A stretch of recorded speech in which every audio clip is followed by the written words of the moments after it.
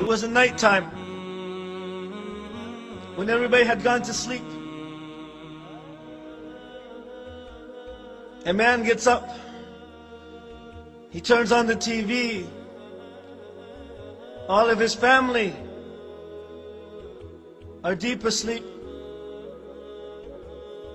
And he watches something that's not appropriate. All of a sudden, a door opens and his daughter comes out.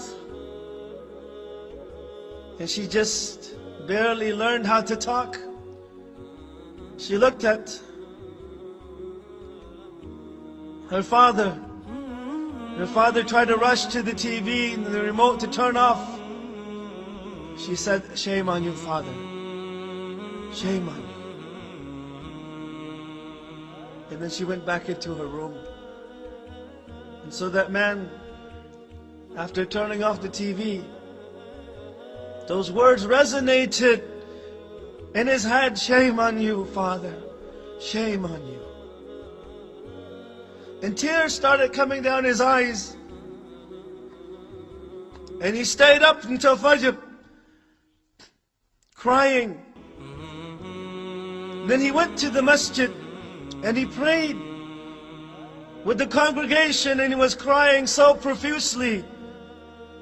Some of the brothers who had not seen him that Fajr prayer, they said, "Are you okay, brother?" He said, "I'm okay." One of his close friends came to him. He says, "Are you okay?"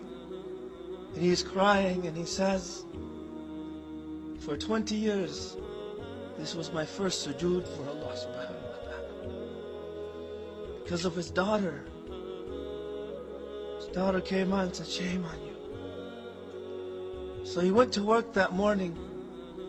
And of course he was very tired because he didn't get much sleep at night. His wife tried to call him, but she couldn't reach him. He came home and she said, "Honey, our daughter just passed away." His daughter passed away. And those words again came, the last words that she heard were, "Shame on you, Father. Shame on you." The whole day, those were his last words. "Shame on you." So he went and he buried her. He put her in the grave. When he put her in, he smiled. And his friend looked at him and said, "Why are you smiling?" And he'd been crying so much, and now he puts his daughter in the grave and he smiles. He says, "I buried my daughter, but she left a nur that will remain in my heart, inshallah, until the day of judgment."